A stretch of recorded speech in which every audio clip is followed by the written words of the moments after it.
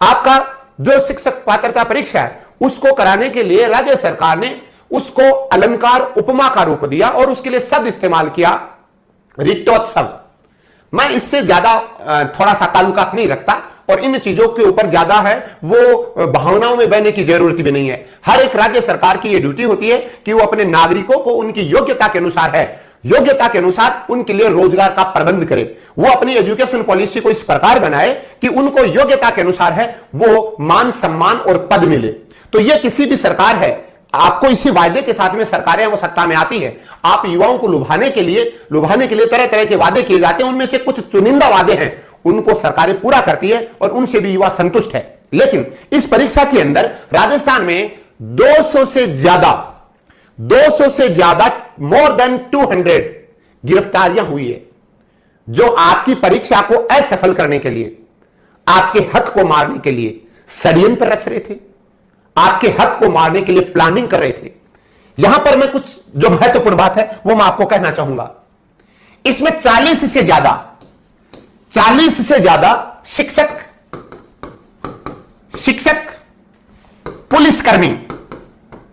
पुलिसकर्मी, medical staff के लोग अरेस्ट हुए हैं, गिरफ्तार हुए हैं। यह बहुत बड़ा चिंता का विषय है, इसको स्वीकार नहीं करना है। चलता है, इतना बड़ा स्टेट है, उसको बर्दाश्त नहीं कर रहा है। नहीं तो ये जो डकैती है ना, ये हमारे जीवन तक आ जाएगी। ये डकैती है, ये गरीब बच्चे के हक पर ये डकैती है, ये लूट है, ये उसके साथ में अन्याय है। बच्चे 3 साल से 4 साल से एक सपना पाले हुए हैं, दिन रात मेहनत कर रहे हैं, मां बाप के सपने होते हैं। कोरोना महामारी के अंदर कितनी विपदा आने में लोगों ने अपने चहेतों को खो दिया है। उन प्रतिकूल परिस्थितियों के अंदर बच्चों ने अपनी तैयारी को जारी रखा है। जब कोई व्यक्ति किसी सपने को तोड़ता है ना, जब उसके सपने को कोई आहत करता है तो निश्चित रूप से दुख भी होता है और राज्य के विरुद्ध विद्रोह, आक्रोश, गुस्सा, अविश्वास डेवलप होता है। एक अच्छी सरकार की यह पहचान होती है कि युवा के दिलो दिमाग के अंदर किसी भी प्रकार का राज्य के प्रति अविश्वास डेवलप नहीं होना चाहिए। जब 200 से ज्यादा कर्मचारी, जब 200 से ज्यादा लोग इस परीक्षा के अंदर डकैती की प्लानिंग बनाते हुए अरेस्ट हो जाएं और परीक्षा से 1.5 घंटे पहले आपको जब पेपर मिल जाए और उसके साथ में आंसर की भी, आपको जानकारी के लिए बता दूं, मेरे पास में इसकी पुख्ता जानकारी है कि जहां पर 2 पुलिसकर्मी और पुलिसकर्मियों के मोबाइल के अंदर जो पेपर मिला 1.5 घंटे पहले, उन पुलिसकर्मियों के नाम पुलिस ने देर रात तक नहीं बताए। उन्होंने यह प्लान किया कि किसी तरीके से इस मामले को रफा दफा कर दिया जाए, जबकि एक राज्य सरकार के अंदर पुलिस विभाग के अंदर जो लोग बैठे हुए हैं उनकी यह ड्यूटी थी कि वो तुरंत उनके नाम का खुलासा करते।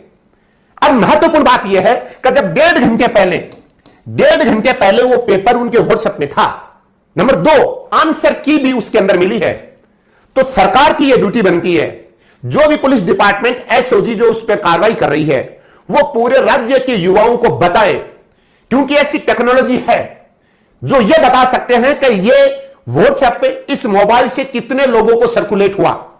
सपोज करो कि वो 2000 लोगों के पास में चला गया, इसका मतलब है कि 2000, क्योंकि आंसर की साथ में है, तो 2000 बच्चे हैं, इसका मतलब हो गया कि आपके 2000 जो योग्य शिक्षक बनने थे उनके सपनों को कुचल दिया है।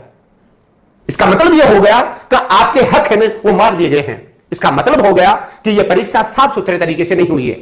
तो आप लोग इसको फॉलोअप कीजिए, इसका पीछा कीजिए और इसको छोटी चीज के रूप में नहीं लेना है। कैसी घटनाएं होती रहती है, नहीं, आप बाकायदा सरकार पर अपने दबाव बनाइए। जब से यह सोशल मीडिया आ गया है तब से लोकतांत्रिक जो आंदोलन है, जो धर्म प्रदर्शन है, वो कमजोर हो गए हैं।